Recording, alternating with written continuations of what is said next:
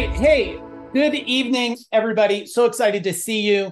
Why don't we take 1 minute? I want you to think before I get rolling on this. Is there anybody else that you know that's in your world that should attend this right now? Okay. I don't plan on sharing the recording at all. So if you know any high-level entrepreneurs, business owners, or anybody who is alive today, take a minute, take the link, go post it, send them, tell them to jump on. I am going to share with all of you what I know about demystifying culture. And I promise this is not what you think. This is not about having a popcorn machine in your company or some low-level understanding of culture here. This is based on creating multiple very large companies, exiting 2 high 8-figure companies, spending well over $3+ million in my own education, and really studying the dynamics of human behavior from everything from relationships to your team, to your vendors, to everywhere in between. I promise this time is going to be very enlightening for you, and it's going to help you navigate a new world. It's going to help you understand why your personal relationships have felt like they won or felt like they lost, why you feel like you have employees that come and employees that leave, why you feel like people don't understand you, but they understand everyone else. And we're going to go as deep down the rabbit hole of understanding that we can. But so just take a minute here. Think of somebody else that should be on here with you right now. And if you don't know anybody else, well, you'll just keep this information to yourself, I guess. And that's okay too. Plus, if your name is not listed, do me a favor. There's 3 dots. Just click the 3 dots and rename yourself. And do me a favor, stay on camera the whole time. There's nothing less fun than delivering world-class information to a little black screen. But since we could get, hey, Kathy, nice to see you.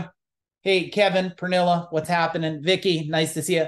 Just so I know what you guys do and where you're from, why don't you go in the chat bar, say, this is who I am, this is what I do, this is where I'm from, where you live today, so everybody could get a little feel of that. So let's do that now. Hey, Jason, nice to see you. Corey, what's happening? Auto shop owner from Columbus. Hey, Matt and Deb. See you guys. Chuck, what's happening? Justin, nice to see you. Hey, DJ. Steven, what's going on? Aaron, nice to see you.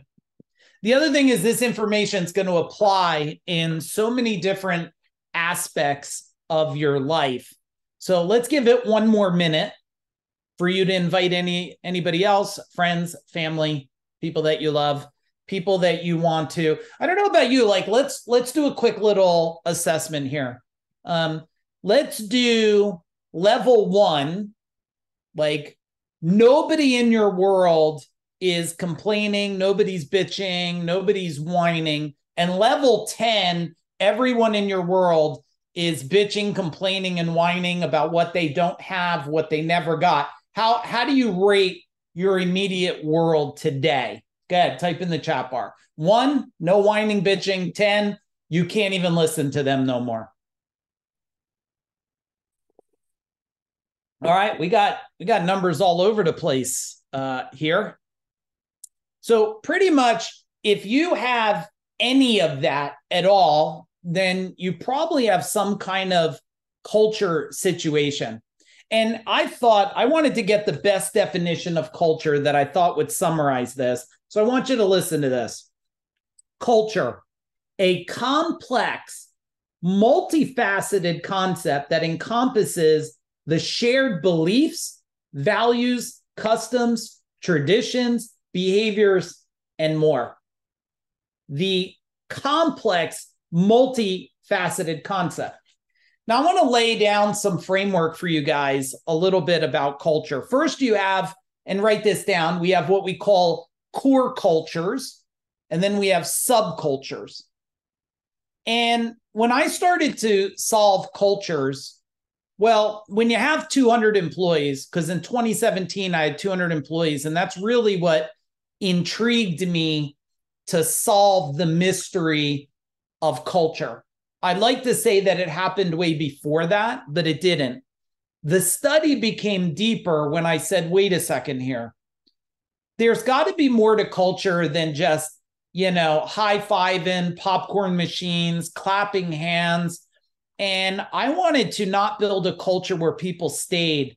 I wanted a waiting list of employees to work for me, a waiting list. So the first thing I would share with you is how many of you are starving for really, really great people in your life, in your business? You just need great new people. Type in the chat bar. How many? Okay, I got hands up. Does anybody not need any great people? Just right. Nope. All good. Fine. Don't even like people. Don't need no more. I like to do it all by myself until I die one day, and that's fine. So I got like a couple answers, but I got way more people on here. Hey, Robin. So I want to know how many of you want more amazing people? And now let's do this.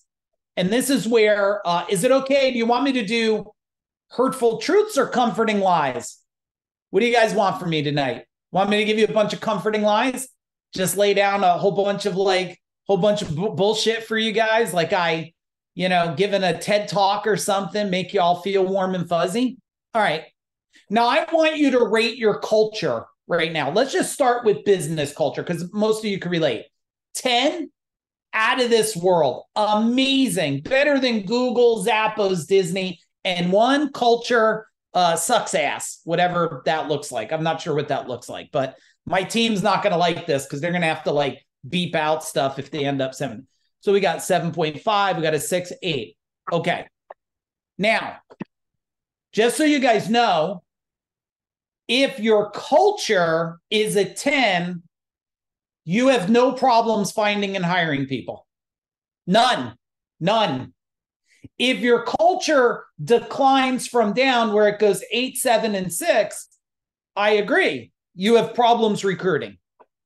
So let's look at the different understandings of this culture thing. First, write this down. There's cultural influence. Cultural influence. Now, when we start, I'm going to mind map a lot of this stuff out, but let me set a little pre-frame.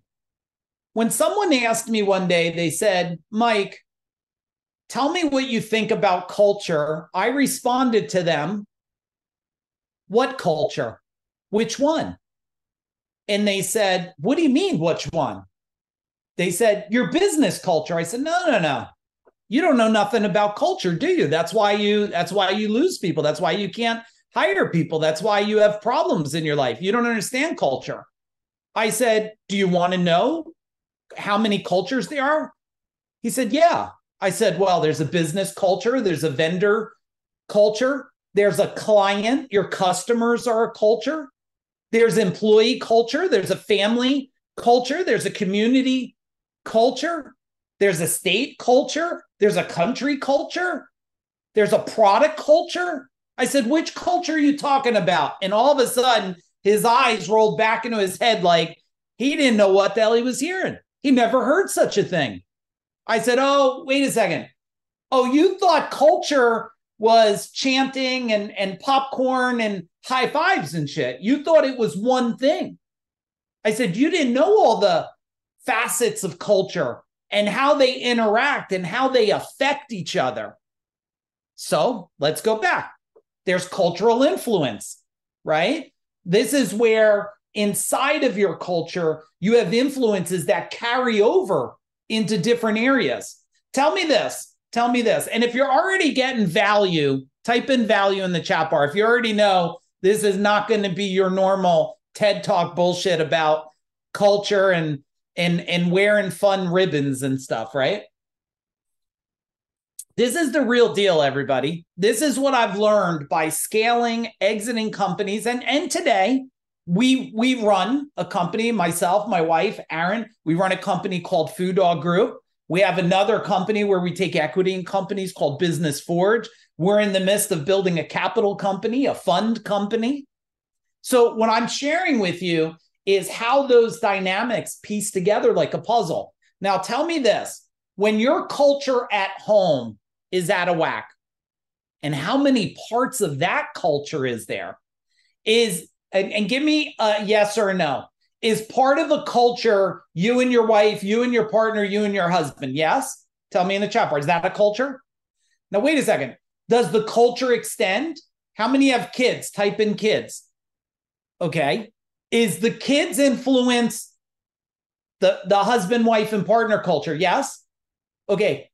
Does the kids culture, the partner culture influence the business culture? I want you to think about that a minute. Does the culture at home bleed in, good or not good, into the work culture? So we have this thing called cultural influence. Now we have another thing that's called cultural borrowing. Cultural borrowing is when you look at another culture. It's like your family goes to a picnic, and while you're at the picnic, you notice someone else does something cool. So you borrow that cool thing and you go, you know what? I'm going to put that into our picnics. We call it cultural borrowing. Now, the problem with cultural borrowing is that sometimes you borrow things without knowing the concept of it. You don't know how it was created. So let's do some crazy examples today. Imagine you all of a sudden have this culture that, well, I had this at Gold Medal because I had 200 employees. If you have a culture and all of a sudden, I remember somebody said to me, they said, Mike, and this is will make a lot of sense. You can say, you got a Christmas tree, you need a Hanukkah, whatever. What do they call that thing? Some of you that might be Jewish, what do they call it? A Hanukkah, a menorah. I said, okay, well, I never had a menorah. I always had a Christmas tree, so let's get a menorah. And then another person said, well, you need this thing. And then I was like, okay, well, I guess we got to get this thing. Well, guess what that was? That was cultural borrowing from now. Not only is there a culture in the company, do you think that people's belief system culture plays a part in your family culture, your vendor culture, your customer culture? What do you think? Yes or no? Yes or no? Of course it does. Now we have things like cultural sabotage. Well, have any of you ever had someone in your family sabotage your business culture? Did somebody like your wife or husband say, I don't like it, don't do it, you're not going, and you felt like there was a little bit of sabotage? Type in sabotage, right? So now there's cultural sabotage. Then there's cultural exchange. What's cultural exchange? Cultural exchange is when one part of the culture exchanges value, concepts, right? Energy to the other culture. The greatest example of that is, well, there's a cultural exchange from your company to your customers. Name a company in the chat bar that you tried to do business with and you were pretty sure that culture sucks. Can you guys think of one? And the cultural exchange that happened, because you're sitting there going, there's no way this miserable human on the phone here has an incredible culture there. Now, the exchange is happening. Your nastiness is breeding in. Did you guys ever, tell me, probably not you, probably just me, Brian. Did you ever get off a call with somebody and you just know the culture's bad and all of a sudden now you have an attitude and that got brought into your family, that attitude over dinner? Or probably just me, not you guys. You guys you just shake it off. You're like, no, I'm not going to bring it. Right? But it does. You get off the phone and it carries over. That's a cultural exchange. Then we have cultural integration. Well, did any of you ever have like, a family gathering and someone tries to integrate a long lost uncle or somebody, they come to the gathering and you just look and you go, oh man, this is not, you could just see they're not a fit in the norm of the culture. Maybe all of a sudden they're loud, they're drinking, breaking stuff. You're like, what's going on here? Maybe they're humping the pool or something. I don't know what they're doing. Or what about this? What about cultural integration? You guys tell me, how many of you are business owners? Type in business owners. See, what I learned was culture is actually more affected outside of the business than in the business. So I want you to understand, this is not a business talk here. This is a concept, an understanding of an ecosystem that affects every part of your world. Now, tell me how it is when you guys bring in a new manager into your company. How's that go, everybody? Type in the chat bar. Give me an emotional word. Do they clap? Happy? Are they like, oh my God, you're my new boss. Come here, give me a hug, right? They don't do that. They don't do that, right? Oh man, you're my new boss. High five. I can't wait to work under you, right? Rough judging has to be earned. Yeah.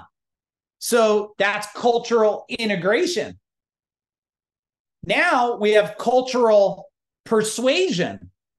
What's cultural persuasion? Okay, well, this is somebody on your neighborhood, right? Someone in the neighborhood, it says, nobody should own dogs. They try to persuade everybody. Nobody should have dogs because they shit on people's lawns, right? They try to persuade people. Have you ever had anybody in your business try to persuade people into doing things against the company? Did this ever happen? Or probably just for me, right? Probably just for me. Now, persuasion, all of these things can go the opposite way too. There can be amazing integration. There can be persuasion on a good side. But I will tell you that most of the effects that are destroying things are on the downside, not on the upside. If you have everything I'm saying on the upside, you would never say this: it's hard to find good people. No, it's not. Write this down. You just haven't found a more powerful self inside of you. It is not hard to find good people. It's hard to find your most powerful self inside of you. People are attracted to strong, powerful leaders that help maintain, build, and enforce a thriving culture that is connected to all cultures. So if you look at my business culture, you would see that my clients' culture is very similar to my business culture. Now, some of you have been in, I don't think anybody's been in all three business. Well, I know some of you have experienced all three. So I know Aaron Watts and Robin Burrell. Hey, Robin. And I think that's Jason Cummins, I think there. Hey, Jason, you've experienced me as a culture with my family. You've experienced my gold medal culture. You were in that culture. You came, you watched me do hiring experiences. You watched me coach my employees. You were in my CEO warrior culture. You watched my team run events. We were running 35 three-day events a year. If you've ever attended one of those, give me a boom in the chat bar. Life-changing experiences. So you experienced that. You experienced my FuDog Group culture, where we have a team here and we put on events. Matter of fact, we have one spot for Seekers of Power if anybody's interested. It's coming up. It's September 14th to 16th. And if you don't feel powerful and you feel weak and your relationships are not strong and your health is not strong, you might want to consider it. I'm not here to sell it to you because we only have one spot left and it's only 65 people. But when you look at the dynamics of this, some of you, and those of you that experienced all those different cultures, from some of you have been in my house, you've been in my dojo, you've been around my family, you hung out at the beach with me. How many of you can say how is that culture consistent throughout? Put consistent if it is. Is it consistent? And if you don't think so, tell me you don't think so. It's consistent by design. And I want you to write this down. Culture, all cultures are by design or by default. They're by design or by default. Now, most people have a culture of default. Why? Because they only are looking at what I would call the lowest realm of culture, their business culture. That's the lowest realm. It's influenced by all the other cultures. Now, what about this? Cultural conflict. Let's see if there's any cultural conflict. Have any of you ever had your husband or your wife or your partner say, you're working too much in your business? Type in working in the chat bar. Has this ever happened? That's called cultural conflict. That's when the one culture is conflicting with the other. They don't align. They don't align. The reason why my wife and I have been able to make culturals work is because we look at culturals as a whole and we have conversations about how do we want our family to be? How do we want our business to be? Right? Even there's a culture when you go on vacation, when you go places. How do we want that culture to be? When you start looking through the eyes of culture as an interconnected ecosystem, and I'm going to draw it out, you're going to see how deep it goes, and you're finally going to have a chance in your life to solve this mystery once and for all. And then there's cultural revival. What is cultural revival? This is when the culture feels like it's falling apart. It's crumbling. Have any of you ever felt that? Well, I have. I felt it. Well, let's look at a family culture. My wife and I, it's a long time ago now, we had problems in our relationship. Guess what? That was cultural destruction. We had to revive that. We had to revive that. The better our relationship got, the better the culture in the business got, the better the culture with my clients got. And everywhere in between. If you can relate, type in relate. Are we tracking? Type in tracking if we're tracking here. Let's draw a little diagram here. And I'll tell you what, before we draw the diagram, let's look at the factors that can affect culture today. So, can disasters affect cultures? Cultures, all of them I'm talking about, like Hawaii, the weather, like these major storms. Can they? Yeah, they could affect cultures, right? What about technology? What has technology done for your children? Give me an emotional word in the chat bar. What's technology done for your children? Did it enhance your relationship? Has it distant, isolation, right? What else has technology done? Seclusion, right? It does, it can help enhance their wisdom, and it could also destroy their wisdom. It could help them gain wisdom where they can start to think critically through some of these games. Who's flying? Any military people? Type in military. Type in military. Any military people on here tonight? Thank you, everybody. Let's give them a big boom for the military. Thank you for your service. Who are they hiring today in the Air Force? Man, these kids today, I know people that went in the Air Force. These people have such coordination and thinking processing from video games. They can't teach that. They outperform people that have been flying for 50 years in a 16th of the time. Okay, but on the flip side, can't communicate with your parents unless you're texting them. And God forbid, Vicky, if you text someone with all caps, that was a big problem for me for years because I didn't know how to shut the caps off. Everybody kept saying my wife used to say, you got to shut the caps off. Everybody thinks you're yelling at them. I said, I don't even know how to shut the fucking caps off, right? I had to learn how to do that. What about divorce? Can divorce change a culture? Tell me in the chat bar. Have any of you experienced that? Can it change? Yeah. How many cultures? Well, the first relationship, the children culture, the culture of the new, maybe next relationship. Did that divorce affect the company possibly?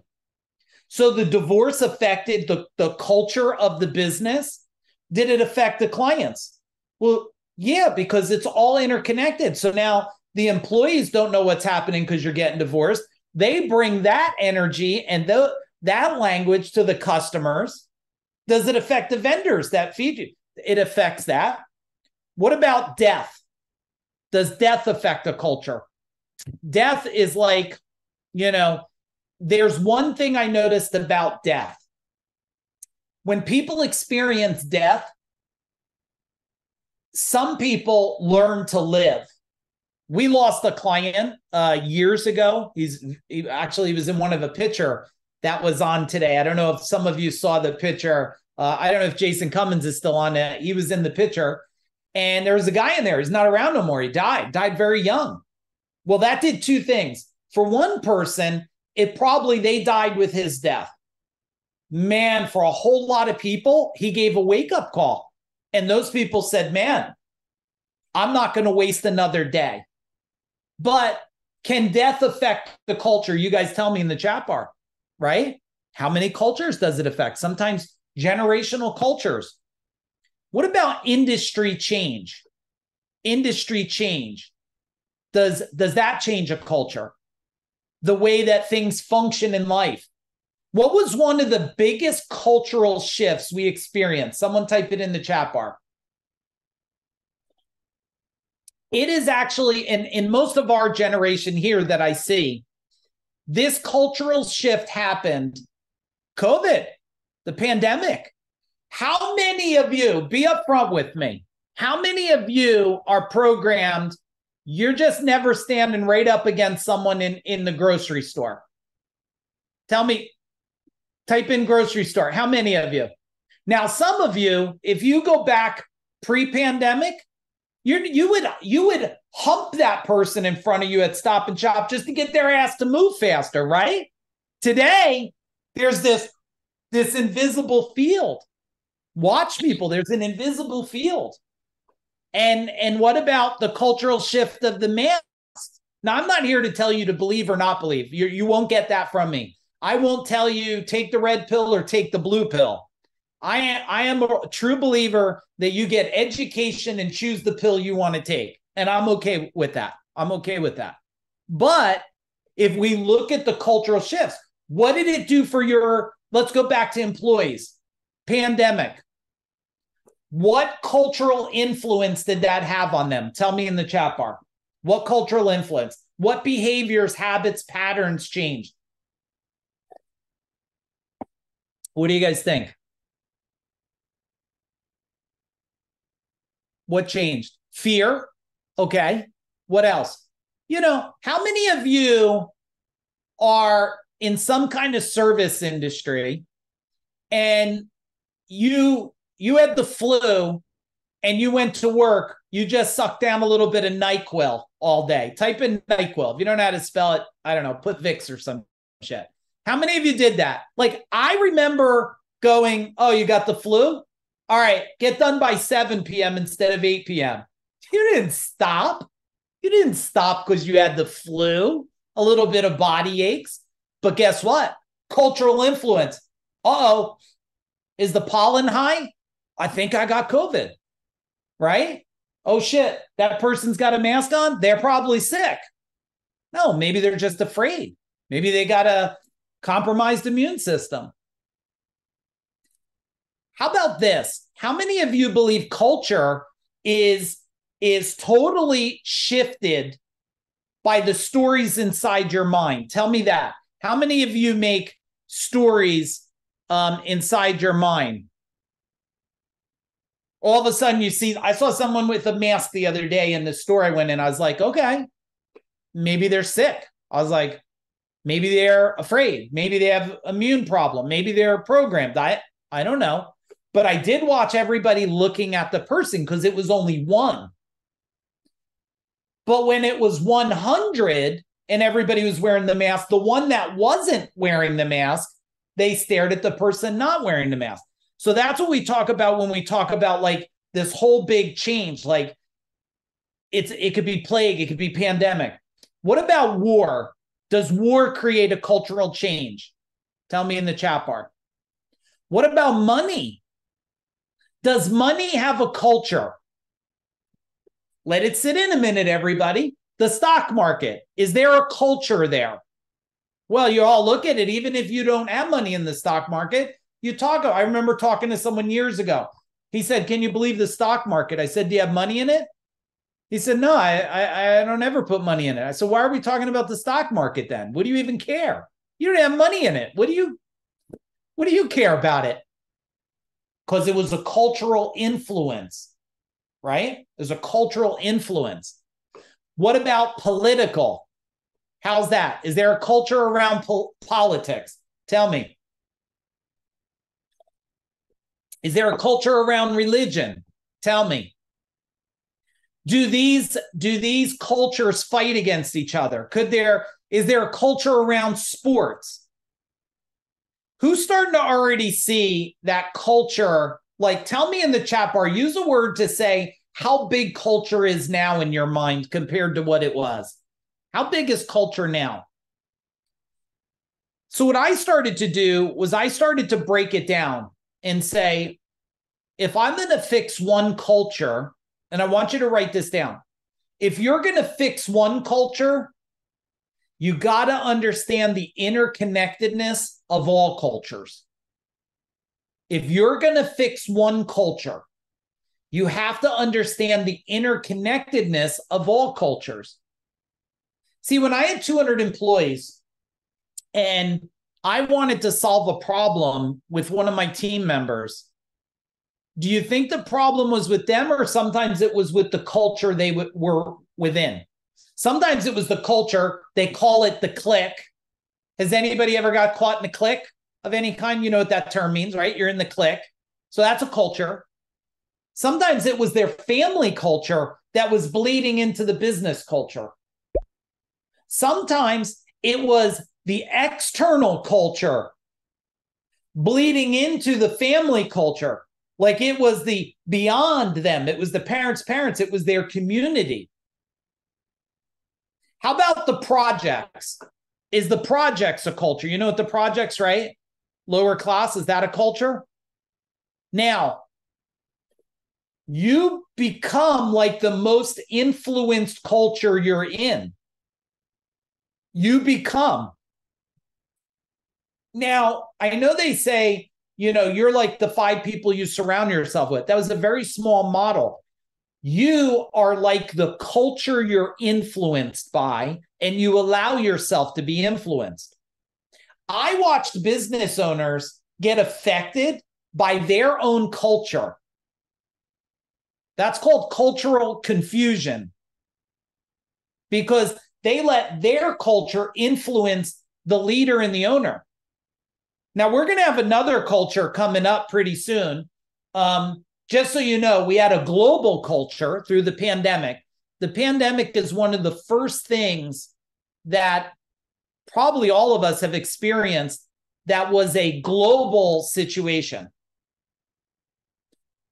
Now, do you think money could end up being a global situation? Tell me in the chat bar. What do you guys think? Let's predict the future some. Yeah, I think money could be, right? A uniformed money monetary system. They're going to try to push that global. All right, now some of you are going to get freaked out, but don't get too freaked out here. What else do you think could come that will be a global culture that could affect global? What else is there? My wife threw it in real quick. She knew it was coming. Aliens, UFOs, right? You guys, I didn't see it, but you saw the green thing in the sky, whatever it is. Language. What else? Weather. Will weather patterns be global? All right, let's do a little drawing. If you're good with me to do some drawing, Type in Bob Ross in the chat bar. Type in. Well, let's make a bunch of little trees. Okay. Can we make a couple little trees for you guys? All right. You might want to draw with me. Draw with me some little trees. All right. So first we have you. Now, my question for you is, are you a culture? Let's see what you guys, and if so, why and how? Tell me in the chat bar. If you're a culture, why and how are you a culture? Let's see what you guys got to say. Or are you guys still waiting for Bob Ross to show up here with the little trees? We'll just put a little green over here. Wasn't he amazing? He just like touched that brush and all of a sudden he's like, oh, and a seagull. I was like, how the hell did that seagull come up? You can't ever do what he did ever, right? You try to do the little seagull. It looks like bird shit on the thing when you do it. You can never do what Bob Ross does. He's amazing. Okay. So my beliefs and values. Yes, my values and beliefs are culture. Yes, leader. Yeah, you are a culture. You have a culture inside your body. Your heart is part of your culture internally. Your brain, your lungs, your muscles, your tendons. You have a whole culture system.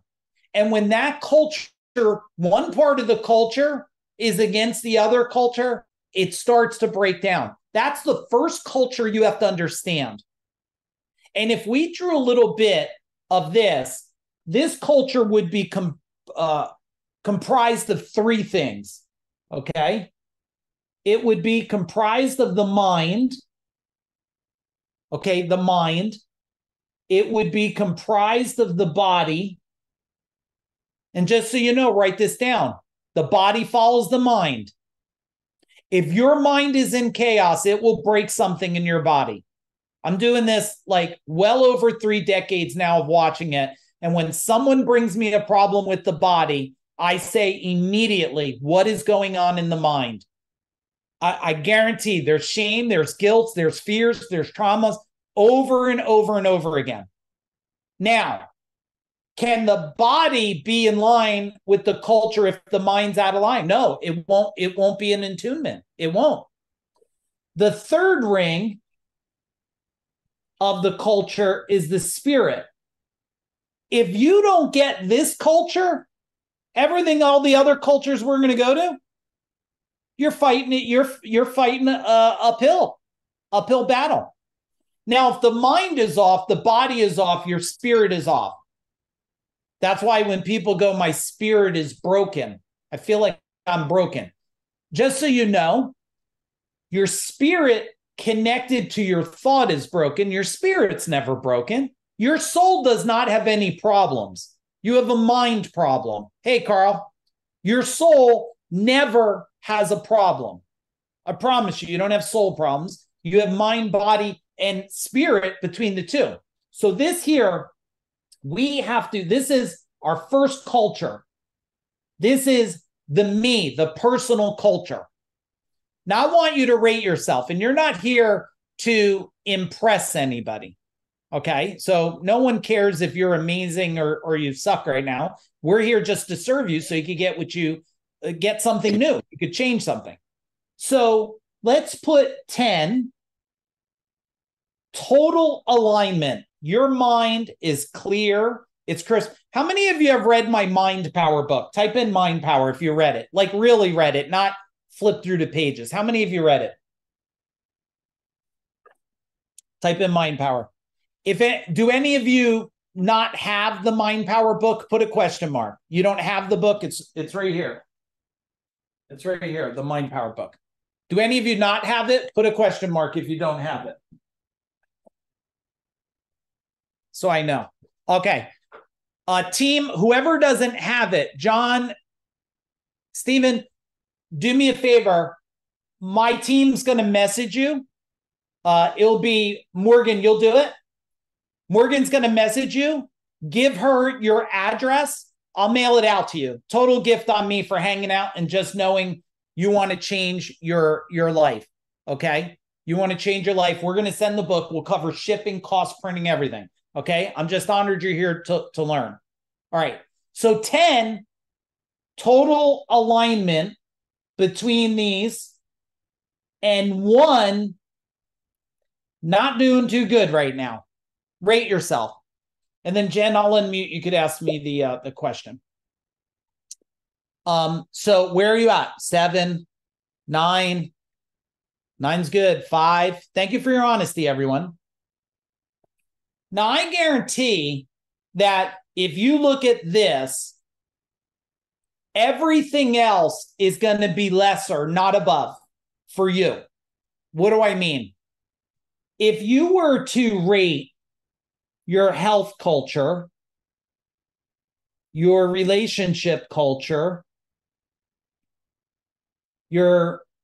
let's do your company culture. If you were to rate all these, the sum is going to be same or less. It won't be more.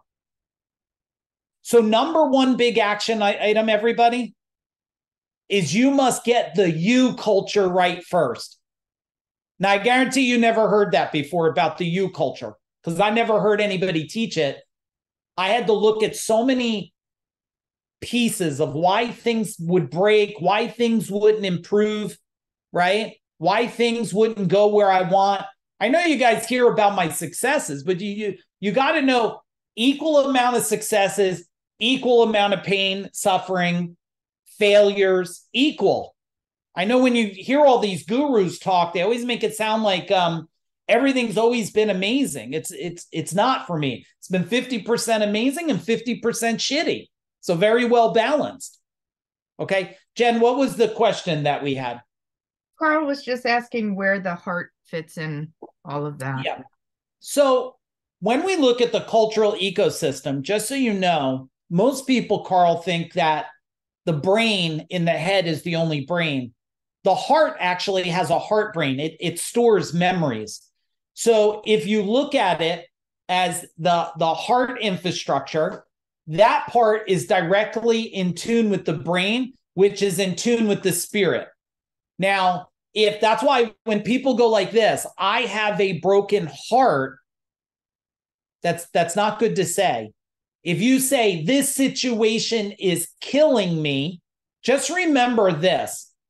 Spelling is putting a spell on things. Okay? That's why language is so important today. If you tell somebody,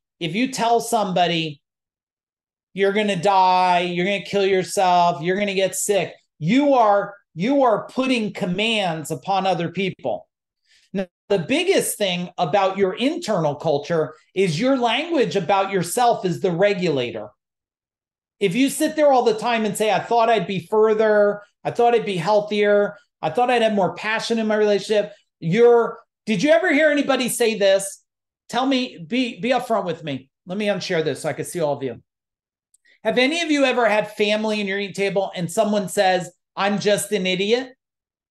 Did that ever happen? Did anybody ever tell you I'm a loser? Do you know how detrimental that is? But you can't tell them what to do.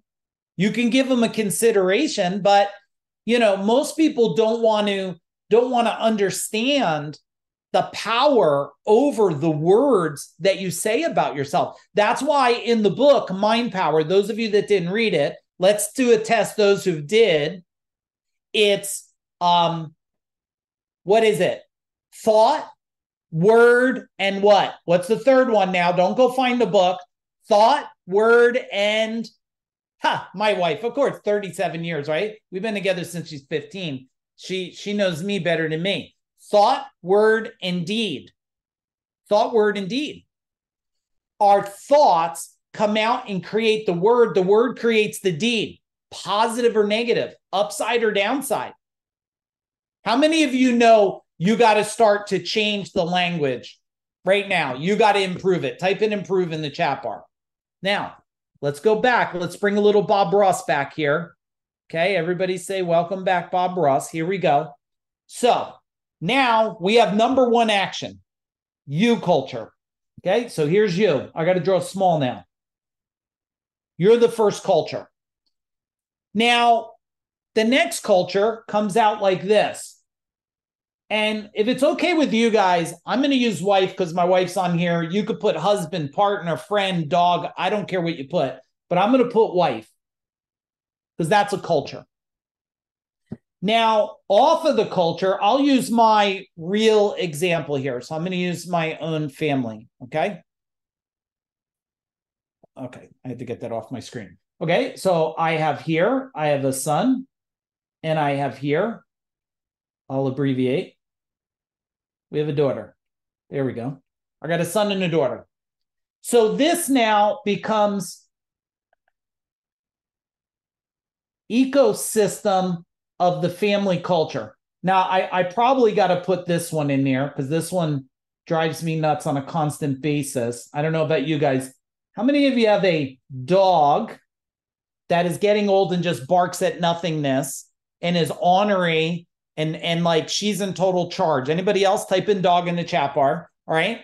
And the dog definitely creates a culture because when it jumps on the fucking kitchen counter at 12 years old and still eats shit off of it, the dog brings cultural entertainment. Okay, so we have this. Now, you guys tell me what breaks off of that culture that could influence this culture. What about this? And I wish somebody taught this to me a long time ago. Could school be a culture that influences the children, that influences the family, that influences you? Type in true if that's true in the chat bar. Could school? Okay.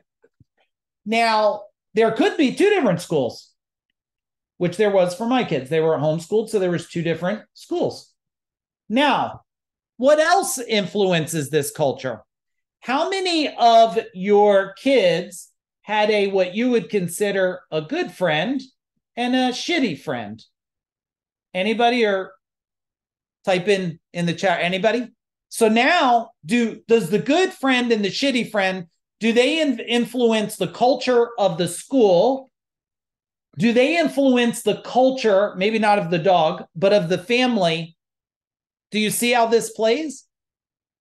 Now, if you take a really, really, let's just, for sense of, I hate using good or bad, but let's say well-rounded kid, doesn't want to murder people, and you put them in a school of murderers, do you think the 50 murderers become non-murderers, or do you think the one kid becomes a murderer?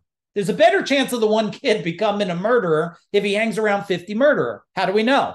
Well, because we know when people join a gang, they normally become like the gang, right? So now we have this ecosystem here. Now, that's only the school. Now, you might say to yourself, for me, it was, what's the culture I could bring in that could influence the other cultures? So guess what culture that was? Michael, do you know that culture? Here we go. The dojo culture. So I brought in any martial artist here, type in martial arts. I created a dojo culture, a place of balance, of focus, of discipline, of strength, of power. Now, guess how that influenced things? Well, it was in the family. So my daughter and son were in that culture. They had their friends, their good friends and their shitty friends. If friends, let's see if my son, he'll type in the chat bar. When friends came to the house, Michael, where did the friends end up? In the dojo. Sometimes as they got older, the gloves went on. When they were younger, it was just different stuff. So this dojo became a cultural influencer by design. By design, everybody. Is this making sense? Type in make sense. Now, let's watch the crossover. Ready? We'll go over here now. Here's the company. So we have our business. Who do we have in the business? All right. We got leaders. And then maybe, well, let's cross that one off. Off of the leaders, we have some team members, right? So there might be a bunch of team members. And does this leader influence the culture of the team? And does that globally influence the company? Yes? Now, what about this? Vendor partners, people I buy products from. Who's in the HVAC world? Type in HVAC. Maybe Lennox, Goodman, Amana, whatever. I don't care what it is. They're vendor partners. Now, these vendor partners influence these people. Because, John, if the product sucks and they got to do callbacks, is the team happy or pissed? They're pissed. When they're pissed, if the team is pissed over the product, does that affect the company culture? Yes. When the company culture affect it, does it affect you? Yes. When it affects you, does it affect your family? Yes. You should just type in boom in the chat bar. I want tonight to be awakening, but then I want to give you practical and tactical action items that you can do to start to improve things. Because when all of this is in tune, which I always called it this, a movement. That's why if you want to meet the nicest people on planet Earth, they're normally in my world one way or another. They're normally in my world. Like, it's very rare that we end up with some asshole in our world. Why? Because we pay attention to all of the cultures. Now, let's go back to design versus default. What is default? And I'll open up just so you guys know. I got some cultural builders, some cultural destruction to do. And then we'll open up for some Q&A. I won't keep you too much longer, but we're going to go until I'm done. Is it okay if we go till we're done? Type in it's okay so I know. Like, I've been thinking about this since I did the post days ago for you guys, right? I wanted to solve the mystery so you can go and improve things and create this ecosystem around yourself that makes it like Disneyland. It makes it so magical for you guys. Now, when we look at default is letting all the chips fall the way they are. You do your best with your children. You do the best with your company. You do the best with the school. You don't even see how they interact, but they are, and you end up with whatever it is. When you do it by design, you're saying to yourself, how do I want the culture of the school to influence the culture of my family? How will that interact together? How will my company interact? Now, my kids, it always blows my mind when people say, hey, my wife says I'm not home enough. And I've been saying the same thing. And, I sold CEO Warrior in 2020, but I worked with probably over 1,000 companies. I said the same thing. If your wife is missing you, she should come visit you at work. Your kids should be involved in it. Everybody tries to create this separation like this.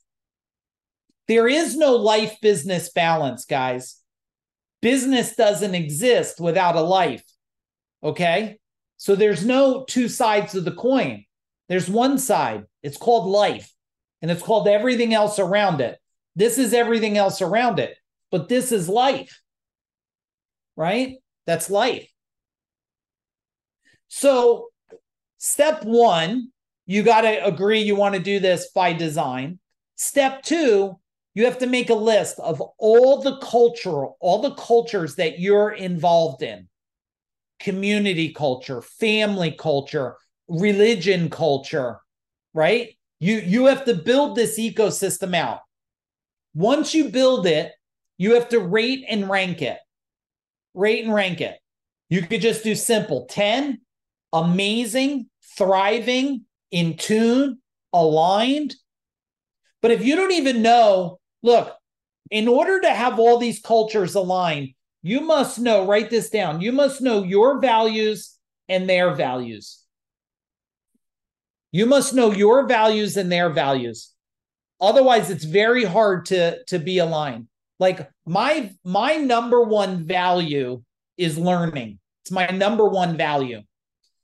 Since it's my number one value, you guys take a guess. Maddie, do you think I brought a lot of learning to all these different cultures, or do you think I didn't bring any learning? I brought learning to all these cultures because it's my number one value. So it's aligned. Once I know the values, now, if a value cannot be aligned, guess what? That's going to be an influencer in the culture in a way that you don't want it. All right. Let's do this, then I'll open up for questions. I started to make a list, and I'll have the team type it, but they're typing away for me here. I want to give you some things that destroy cultures. Okay, destroy cultures. Would that be helpful? Type in helpful in the chat bar so I know. Okay. One of the first things that destroy cultures is leadership. Leadership. Now, is there a leader in your family? Yeah, someone's a leader. Is there a leader in the dojo? They call him a sensei. Is a leader. Is there a leader in the community? The leader can destroy the culture. I've done a fair amount of on-sites in my life where I would go to companies and visit, and long before I ever started CEO Warrior to change an industry, that's why I decided to build CEO Warrior, was to change an industry. And the only reason I sold it in 2020 is because I needed to, with my wife and partner and team, we needed to change the world. I already changed the industry. And if some of you think it's true, type in true. I believe we single-handedly shifted the industry. I mean, we did create now in the last 30-something months, I'm at 49 decamillionaires. So clearly we impacted something. But if leadership comes in, and I used to go do on-sites before I even built CEO Warrior, I had a consulting business, and they had a code. The code was to see how the owner was that day. Was he an asshole or a nice guy? The employees had a code. So number one destroyer is leadership can destroy things. Number two, lack of values. We talked about that. Lack of values. Your people not knowing your values, you not knowing theirs. Now, let's do a little pop quiz here. Do you know the values of your wife or partner? Like, you know her or his top 5 values. It's a yes or no. And be honest, yes or no. If you don't have it, if they haven't given it to you, it's a no. Do you know the top 5 values of your children? Yes or no? Do you know the top 5 values of every single person in your company? Yes or no? Now, I'm not talking guess. I'm talking I could unmute you and say, give me the top 5 values of them right now. So you got to know the values. Next thing that destroys culture, toxic behaviors. What do you guys think is a toxic behavior? Type in the chat bar. Maybe talking at instead of talking with, talking down, not understanding how they want communication, right? That's a big one. That's why people don't hang around people. It's not the message, it's the delivery of the message sometimes. So toxic behaviors. Communication will destroy cultures. How many of you have what I would call young adult children? How many of you have older children? Young adult, I would say, is like 26 and below, 20, 26. How many have young children? Yeah, it's like 15. Type in the chat bar. And has communication changed? Yes or no? Has some of it changed by design? Or has some of it changed by default? Well, guess what? If it's by default, your culture at home is going to get destroyed. Some of you probably can relate to that. Turnover, right? Family leaving, employees leaving, vendor partners leaving, people leave your church community leaving. This can destroy a culture, right? The loudest voice leaves, everybody wonders where the loud voice went. What about financial instability? Can that destroy a culture? I'm giving you a list of the ones that I would pay attention to protect a culture, and then I'll give you the build culture ones. This is huge. If you said, Mike, out of these, whatever 10 or so you're giving me, what one's most important? I will tell you, I'm such a believer in this now. Lack of personal growth. Lack of personal growth will single-handedly destroy cultures. Lack of personal growth destroys relationships. It destroys family. It destroys your health. Sonny, we got burgers from this place the other day. And the new burger, they had a really good burger. This place called Burger 25. You guys ever eat at this place? It's a good burger place. But they had burger with a lobster on it, which was really good. And then she said, oh, that burger, the seasoned burger is gone. Now they have one they stick Doritos or something on it, right? Like, I get it. Might taste good. Why it kills you, right? And I'm not here to preach anything. I'm just here to give you, what you already know. But lack of personal growth will keep a culture down. And anytime you have polarities, one wanting to grow and one not wanting to grow, you're going to have clashing. If you can relate, type in relate in the chat bar. Complacency. Oh man, like the culture is the way it's always been, the way it will always be, right? The guy that's been in your company for 20 years, he liked it the way it's been for 20 years. He likes to come in, get his coffee, get his newspaper, get his muffin. He likes to eat it, read, go, and he's been doing it. How many of you got somebody in your life that is still doing the 20-year thing? Type in the chat bar, right? I worked in a lot of factories because I was an electrician by trade. Man, you see that guy? 40 years he's there, still doing the same shit the same way. He is a human robot. You don't have to fear the robots. Fear that guy. That guy hasn't grown in 40 years. At least the robot can expand, right? All right. Erosion of trust. How about that one? Erosion of trust. Can that kill a culture? So what are you doing in your cultures to communicate trust of what's happening in the future? Whatever you don't influence in your culture about the future, someone else is influencing that culture. The news, Netflix, their friends. That's why in my world, always in our company and our family, my son's here because we got the event coming up. Morgan's here. We're constantly talking about the future. Now, the future, if I influence the future and I talk about only problems, situations, and destruction, well, guess what? Will be a culture of the sky is falling instead of culture of opportunity is brewing, right? The other one that could destroy cultures, crisis. Crisis can destroy cultures, right? All those things we talked about, death, people leaving. And the last one I'll give you about culture destroying is ignoring the culture. Ignoring what you see. Ignoring what's happening. You know there's a problem, but you're ignoring that there is a problem. Do you guys, looking at those destruction things, just tell me in the chat bar, do you feel there's some things we got to improve? Yes? Do you have some things you have to improve? Okay, thank you for your honesty, everybody. Let's go to building a culture now. Ready? These are going to be how do we supercharge it? You got to fix the destroyers, but let's supercharge it. Next thing, purpose. Purpose. If you don't know your purpose, your children probably are far from knowing their purpose. Your family is far from knowing their purpose. You must know your purpose to build a culture. Number 2, values. We talked about it. Build a culture. Bring your values and tell people your values. Number 3, what is the role of a leader?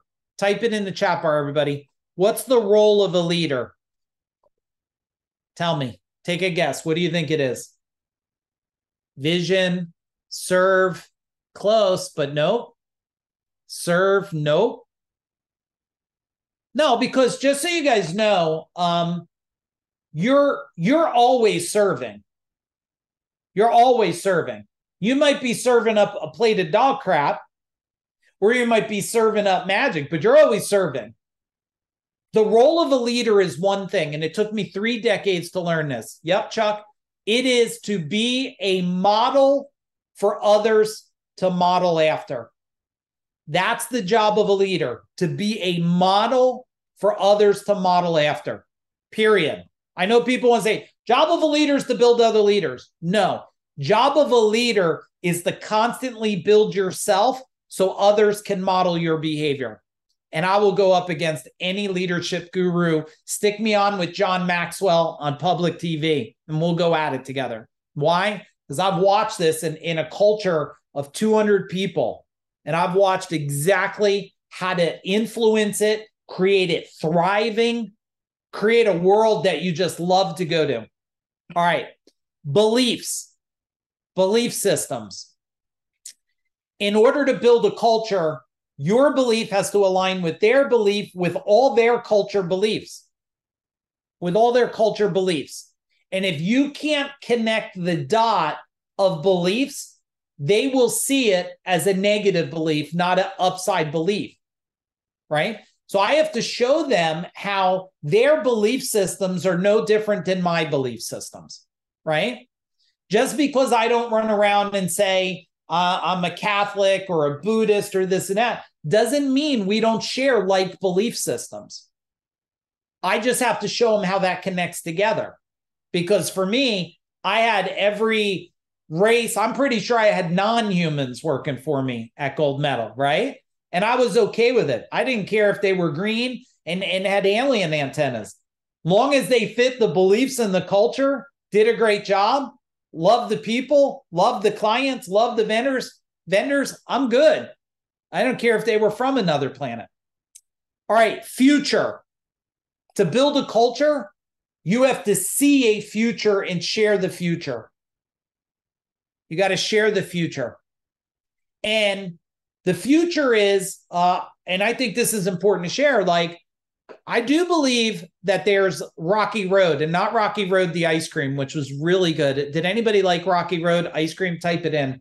I don't eat it no more, but there is a Rocky Road coming that makes 2008 look like, baby food, but it doesn't matter, because if you get this culture designed, right, by design, you won't have to worry about that, because there's strength in numbers. You'll win, just like I did in 2008, just like I did through the pandemic, just like we helped. Who was with me? Who was a client of CEO Warrior through the pandemic? Type in pandemic. Who was a client? How many of you were really scared, but then won big through the pandemic based on our insight, support, and guidance? Tell me in the chat bar. I mean, right? We had companies that were up by 600%. The industry as a whole was down 27%. Why? The future. I refuse to see a future of destruction, only a future of power. All right. Evolved thinking. Evolved thinking. Very important for all your cultures. That's why it was very common in my house, in my cultures, we're always talking about evolving, not stagnation. We're always looking at what's the next side, what's the next thing. When we're eating dinner, we're talking about that stuff. So consider bringing that into your world, okay? The other one, I wrote a note. Understanding the universe, I wrote. Now, before you get all crazy and foo-foo and stuff, I'm not talking about living on Mars, even though my son and I were just watching a little clip. I mean, Elon Musk, Chuck, he's putting that chip right in people's brains. And some of you might be scared of it, but not the person who can't walk that's actually going to walk again. The person who can't see is going to see again. So we all want to say, forget that scary chip, unless you have a child that's blind and can't walk, then you're looking forward to that chip, right? And we're not talking about Mars and living on Mars, which they're already living there anyway. We're talking about understanding how the universal concepts work. How does energy work? How does your mind produce your reality? How is your mind creating your outcomes? That's what I mean by in a culture, you have to understand that your energy is an influencer of others' energies. Okay. A movement being aligned. I'm a big believer in movements. I believe I'm a movement creator. My dojo was a movement 3 decades ago, right? My service company was a movement. CEO Warrior was a movement. FuDog is a movement. Movements are cultures that share aligned beliefs for the higher good, for the higher good. And you want your world and your culture, if you run a service company or whatever, and they don't see the higher good, and you just think the higher good is close them and sell them and all this bullshit all these people are doing online, you got to be a closer and this and that. That's the lowest vibration out there today. I promise you. That's not the way that you're going to create the magic. You'll get some significance, and you can lick the lizard's foot that's driving the Lamborghini and think they're all amazing and shit. But I'm just going to tell you, that's not how universal alignment works. All right? That's not, and I can't say it doesn't serve them. It does. Just ask if it will serve you. All right, 3 more. Focus. A culture. No lizard licking, right, Michael? They always want to kiss the big toe of the lizard, right? Focus. Focus is a culture concept. It's a culture. If you don't have focus, you have out of focus. And when you're out of focus, you can't see clearly. And if you're a parent and can't see clearly, your children aren't going to see clearly. Your family's not going to see clearly.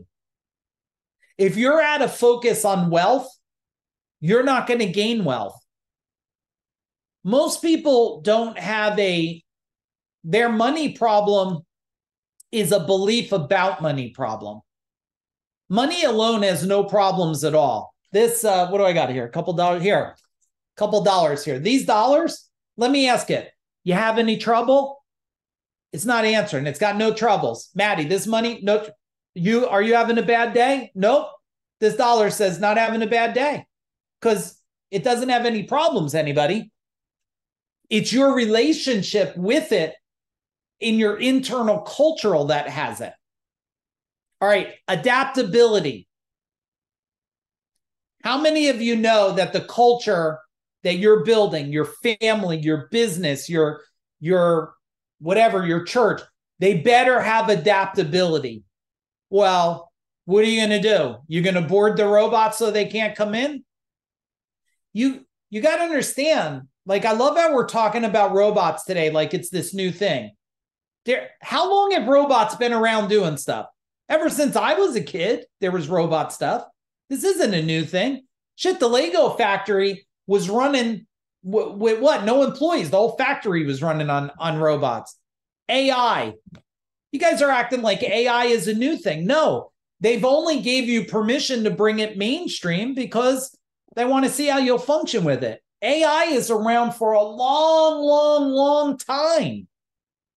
So adaptability is, let's look at the modern things that are here and let's see how it's going to play a part in culture.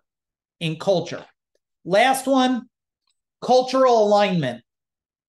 How aligned are you with your family? How aligned are you where you want to live someday? How aligned? We call it life by design because I believe all of you could have a life by design.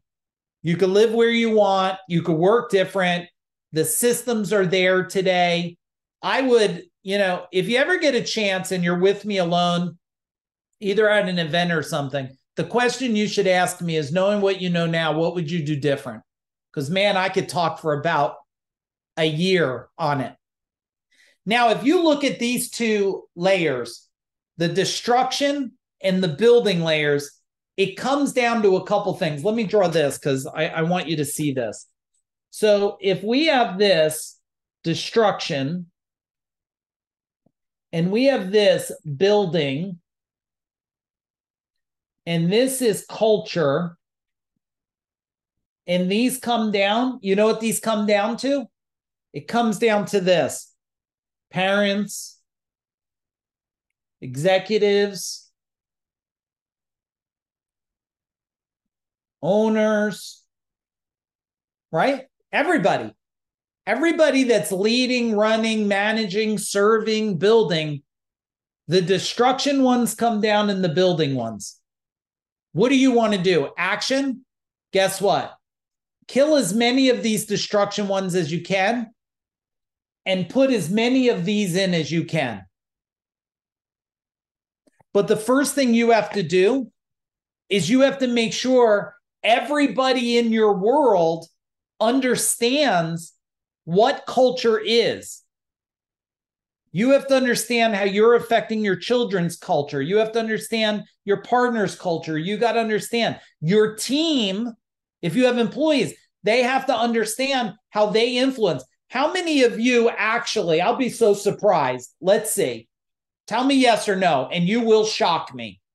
How many of you have built a very strategic culture with values, communication, how you function? They actually, I can call them and they would say, we're a culture of this, your customers. How many of you have built your customers into a culture? And how many of those customer cultures understand your team culture? And how do they intertwine? And are they 100% aligned together? Anybody want to give me a yes? And are those two cultures aligned with your family culture? Anybody want to give me a yes? It is so rare because how would you even know to do that? I never knew how to do it back then. I had to figure it out. How did I figure it out? Chaos and conflict. Chaos and conflict. Anywhere, write this down, anywhere where there is chaos and conflict, there is cultural dysfunction. Anywhere where there is chaos and conflict, there is cultural dysfunction. Anywhere where there is certainty, there is cultural confidence. Anywhere where there is certainty, there is cultural confidence. Okay. Let's stop there right now. I'd love to open it up. I want to know a couple things. One, type in the chat bar, what was your big insight? What's your big takeaway? And number two, if you have a question for me, feel free to go down below and there's a little, hey, Mike, nice to see you, Mike. Go down below. There's a little you'll see me. There's a little raise your hand thing. If you have a question for me tonight, do the raise hand. Otherwise, tell me in the chat bar, what was your biggest takeaway and what are you going to do starting tonight or tomorrow? What are you going to do?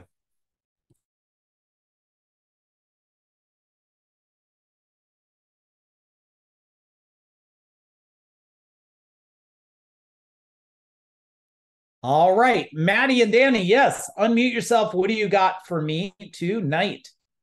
Hey, Mike, thank you so much for doing this call tonight. Much needed at this point in time. I'm looking to learn how to build certainty and how that comes across and how that definition is from as a leader. How do I convey it so that the people receive it?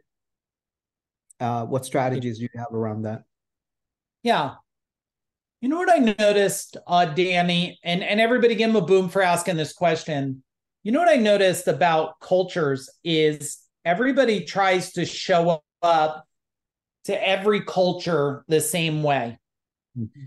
If I bring my intensity into kindergarten when my daughter was there and the little preschool thing, it's going to shock everybody. They're not going to know how to relate to the intensity and the endurance. But if I bring it to an event I'm running, well, then everybody gets it. So step number one is to understand how to what does that culture need from me and how do they need it? Pay attention, everybody. What do they need, but how do they need it from me? Because culture is a web. We try to talk to, if I went to my warehouse person, it would be like my wife and I were riding our bikes before, and the neighbors watching their daughter's child, Henry. He's a little boy. So I don't know what he is, maybe 2 years old. If I started talking to Henry, the 2-year-old, and told him, oh man, let me tell you about what I'm building today, how it's going to be by 2030. Henry was trying to wash the rocks from my driveway yesterday. He don't understand that. So in the culture, we're having a great conversation with someone who can't understand it, and we might be delivering it in a way that they can't even understand the delivery of it. So you have to step back and ask yourself the question, and this is a peeling back the onion. You got to peel it so far back. And sometimes, remember when we talked about cultural revival. Cultural revival, Danny, is going back and saying, how do I want the culture of this company to be? How do I want the culture of my family to be? Right? And some of you have that because maybe in your family, I don't know. I never understood why my elbows couldn't be on the table, but my grandfather seemed to have a good reason, right? I didn't understand why the fork's got to be on the right or left. Does that really, are any of you going to die young because the fork's on the left or the right, right? Or you had to have the napkin folded that way. I grabbed a paper towel to wipe my mouth tonight. Is anybody going to lose sleep over that shit, right? So we got to go back and say, here's the culture. How do you put your pieces in the culture? Because if you force the culture and you don't get feedback only when you have an existing culture, when you have a brand new culture, it's like this. We're only going to be happy. We never yell at each other. Like for me, in my business culture, you could not yell. You could not scream. You cannot degrade. That was intolerable. Matter of fact, part of the culture was I never bring me a problem. You can guess at a solution, but don't ever say, I have a problem. You could say, we have a situation and I have a solution. Even if it's a shitty solution, you better have a guess. Because if you can't even guess at a solution, you don't fit the culture. But guess what? I have to set that up in the beginning. Culture by design means sit there. And then I had some fantasies of cultures too.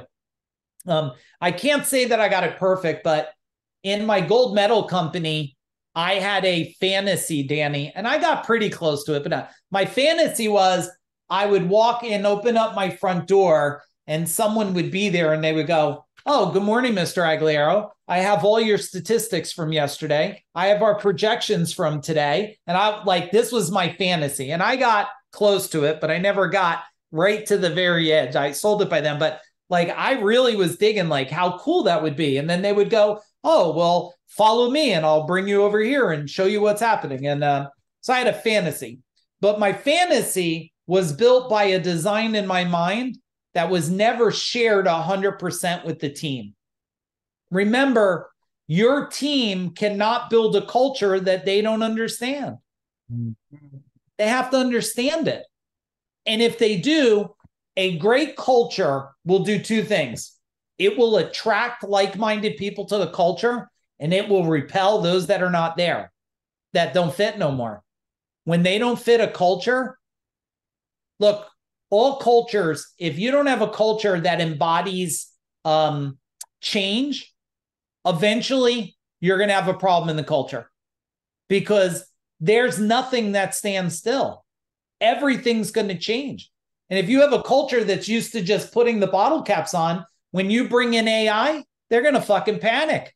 They're going to be scared shit. Does that make sense, Danny? Yes. Thank you. Yeah. What was your big takeaway, Danny? So I know.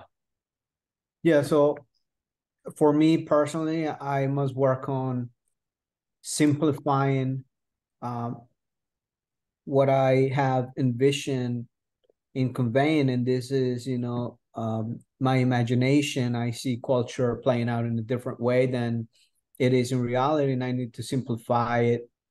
And another point here is that I shouldn't be afraid of who it repels. Like today, someone decided to walk out of a big role in our agency, and she was pretty much part of the entire culture that she felt like she was pushing out. Is in Mondays we do the Monday huddles where there is a moment of personal development and improvement. She's like, why are we losing 30 minutes of our time talking about how to rise, when in fact this is a leader in our company? And so upon reflecting upon this, it's also something I must share in the beginning, as I'm bringing them on board. It's got to be shared through the hiring process, and I have to understand how they receive also what I'm communicating. Yeah, very good. Let's give them a fist bump, everyone. 3, 2, 1, boom. Just so you guys know, anytime, and I'm not saying this is true for you guys, if there's culture in your the culture in the families, chaos, yelling at kids, they're not doing things, I guarantee there's the same thing in the business, the same thing in other areas of the life. That's why tonight I wanted to talk about culture as a whole, not culture as a block. Most people, when they talk about culture, it's only business. It's all the other cultures that influence it. We had somebody, and Matt, I got you up. Mike, I'm going to get you next. I had somebody did you ever see someone give a conversation to people? Yeah, we're going to improve. We're going to get better. We're going to win. And then no one knows what to do after that. Did you ever see that? We're going to build an empire. Well, I don't know. How big's an empire? Is it this big? Is it built out of marshmallows? I don't know. We're going to win. I don't know. If we make $1 more, did we win? I mean, if you give me a high five, did we win? It's like motivation without alignment and clarity. You know what that is? It's just wasted energy. It's just wasted energy. That's why I tell people, if they're looking for motivation, go to a place, play music, clap and dance. But guess what? Monday's going to come and you're going to be the same as you were. You're looking for transformation. Transformation's permanent. That's a permanent shift, a permanent change. That's what you want. But you need to design, like, you want to take your fantasy in your mind, get it on paper, and then see, does everybody love that? Are they aligned? If they're not, they'll leave, and you'll get people that are aligned with it. Okay. Mike, what do you got, brother?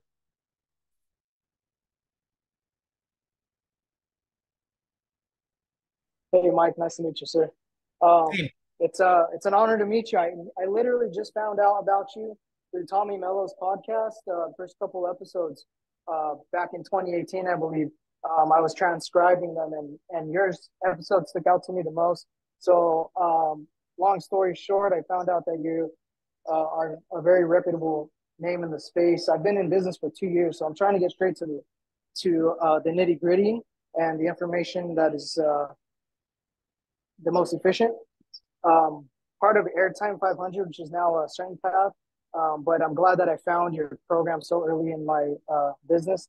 That way I can start networking in your space. And I'm very amazed at how quickly I was able to get in front of you, which speaks to your leadership. And that I've found that some of the most successful people make themselves available. I mean, I literally just added you on Facebook, and I'm on this webinar now with you. So I don't mean to take up too much time, but based on what like you're mentioning, John Maxwell and other leadership authors and speakers. One of the things I found out, and actually having listened to one of your podcasts earlier today from the CEO Warrior on Spotify, you had mentioned maximizing yourself as an individual to become that leader, but in all aspects of your life, including, like you had just mentioned, your family life, relationships, business, spiritual health, all of that. So my question to you to kind of bring it back to this lesson today is, what is your advice? What would be the first couple steps in order to structure your life in order to become the individual that will then go and train others to be leaders? Yeah. Yeah. Great question. And thank you for being in my world. What type of business are you building? HVAC plumbing. Currently on a job site at a public works project for Los Angeles County School District. So Nice. And did you already read my book, Secrets of Business Mastery?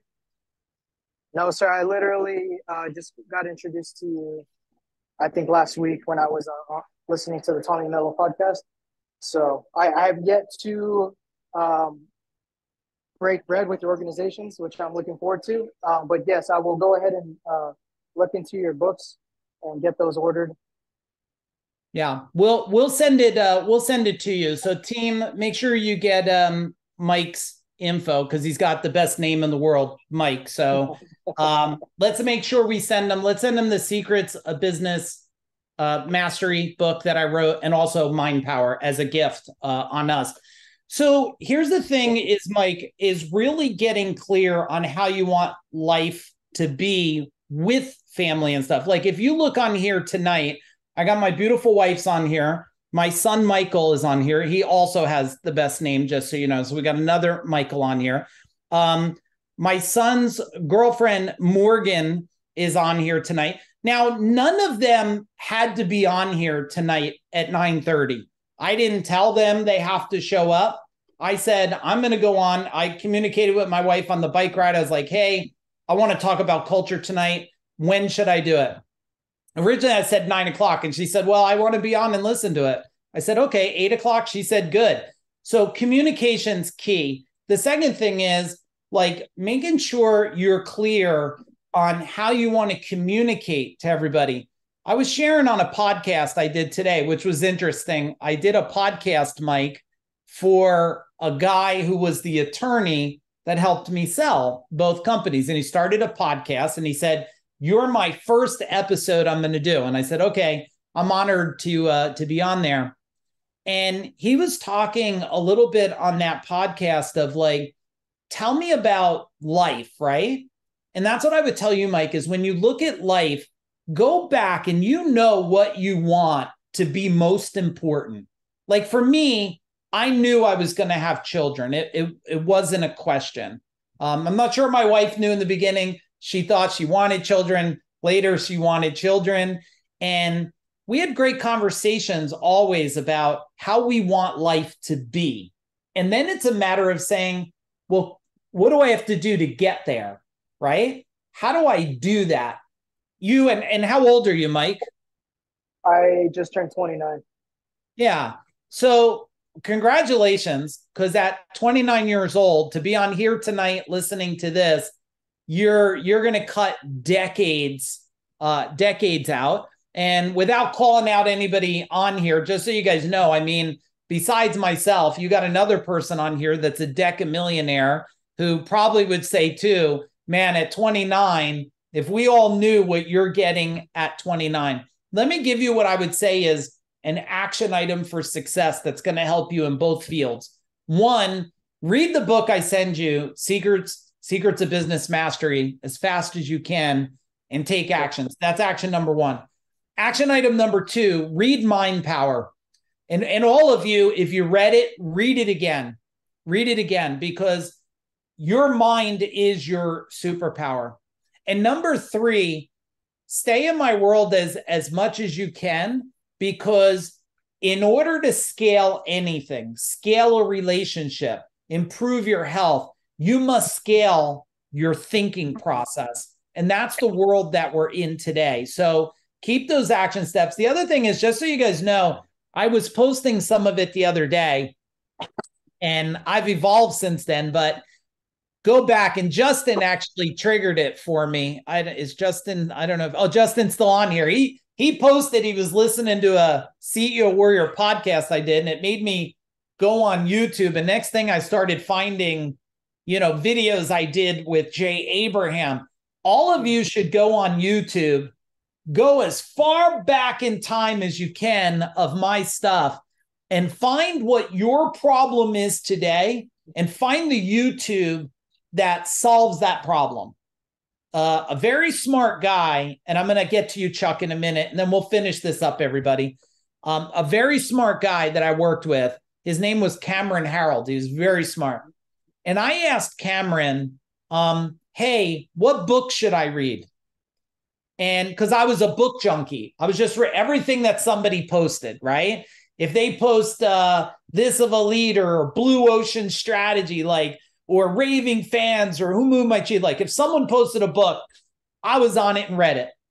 And I said to him, I was paying a lot of money. It was probably like, man, this is before I had money, Mike. It was like $3,500 an hour. Oh my God, it was extreme. Didn't even know how to, like, on a credit card, one of those things you're like, I don't even know I'm going to pay for it. And he said something to me. He said, well, what are you dealing with? And guess, this is a synchronicity. I said, culture. He said, well, go out and buy 5 of the top books on culture. Read every one of them. And I said, okay, I'll read them all. He said, no. Buy all 5, read it until you solve the problem. Then put the books away. You don't need them no more. Later, I called it reading till revelation. Most people are trained from school that you must read a book from start to finish, like Tom Sawyer, and you're a failure in your English class if you don't finish it. No. Yeah. Read the book until it solves your problem. Put the book down and implement. When you implement, ask yourself, what's the next problem? Pick up the book, solve that, or go to the YouTube channel and solve that. So I hope that's helpful, but that's what I would do today, and it will change the game for you. Very profound. Thank you very much. Really appreciate it. And looking forward to hearing more from you. And hopefully I get to meet you sooner than later.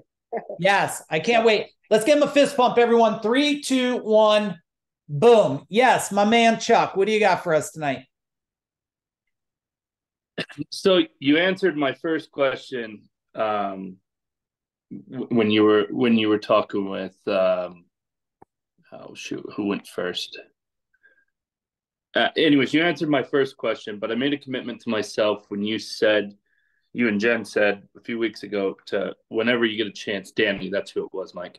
Whenever you get a chance to ask a question, have one. So you answered my first one. Then Michael popped on, and I just had to say, Michael, good for you, hearing something and taking action, especially at your age. You heard about Mike a week ago, and you already met him tonight. So, and welcome, you're now a part of the group, so, and that's just how it works. And that's just, thinking about it and listening to what Danny, the answer to my question was originally, and how literally, like, Michael being here tonight is a testimony of your leadership. He heard you on Tommy Mello from 2018. Like, everything you do just keeps giving back and giving back and giving back. And you breathe that in every single area of your life. I know it firsthand. So with that, and because you answered my first question, my next question is going to be, what was the best question that you asked someone today? The best question that I asked someone today. Well, I'll tell you what the best question. I got it. I asked my son what he was going to be covering tonight. Those of you that may not, Carl, some of you may not have met my son. Some of you like Brian probably haven't seen my son. He was probably way younger, but my son Michael is here. He's 24. He works in our business FuDog Group, and he happens to be one of the top mind accountability leadership coaches out there.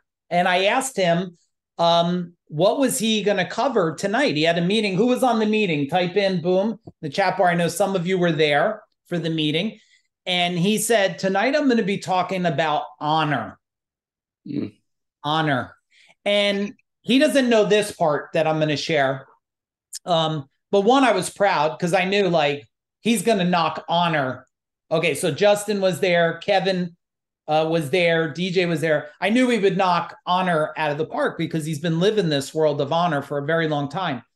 But when he said honor, I immediately, when I hear something, I ask myself, how am I honoring myself? How am I honoring him? How am I honoring my wife? How am I going to honor you guys tonight? So even though he was sharing what he was going to do, it didn't just go on deaf ears like, oh, good, I hope he does a good job. I started to reflect on my own honor. Like, I hope you guys feel it. Like, I didn't show up just to show up. I showed up to show up. I prepared. I went back in my mind. I thought of everything I wish I knew. When I scaled a company from under $1 million to 32 million, like I really went back and said, what are the things that just no one's telling you guys? And I don't know why. And part of my honor was to bring things, Chuck, that nobody ever heard, that nobody knows about, but unlock something in everybody here that makes them think about their life and every culture of their life in a new way, that you're transformed. And if you guys feel you got a little bit of transformation tonight, can you type in transformation? Even if it's a new perspective on how you're thinking a little different. And if you just make one move tomorrow, you just communicate with your wife about what kind of family culture do we want, or with your siblings, or with your company, or with your church, whatever. That impact, man, like this one meeting with whatever 30 something people or less on here will impact 10, 20, if not 100,000 people in the next 3-4 months. And just like you said, like Mike being here, look what it did from a podcast, which Tommy Mello's a great guy. He has accomplished amazing things, this guy. You go back from that time back then, and I led by example. I did, Chuck, I wanted to go on a podcast when I first started. And somebody said to me, how many followers do you have? And I said, 3. I had like 3 people following me. And probably it was my wife and my son and maybe one more. And he goes, oh, no, you can't come on my podcast. I only allow people with thousands of followers. I said, okay. And I made a commitment that day that if someone wants me to talk to a group, like a podcast on, I don't care if they have nobody. And I did that by example today. The attorney who interviewed me has absolutely nobody. He doesn't even know when he's going to launch it. But when he called, I said, I'm honored to serve, which all triggered back to that conversation of me asking my son, what are you going to deliver tonight for everybody? So I hope that was helpful, but that's a great question you asked there. Thank you. Yeah. Okay. Any last questions? Otherwise, I said 40 minutes ago, we were going to finish up like 40 minutes ago, but we have to finish now because I got to take the dog out, and I'll still do a little bit of learning tonight. Hey, can you guys all give a big thanks to the team in the chat bar? My wife's been on here. My son, Morgan's been on here, putting notes in there for you guys. We have all your information for any of you books. Plus, if you need anything and you're not in our world, go to team@FuDog Group. My team will put it in, team@FuDog Group. All right. If you need us to get us an address, a book, you want to know what we have going on, just email that email. Otherwise, I respect, I appreciate all of you. Boom. Have an amazing night, everybody.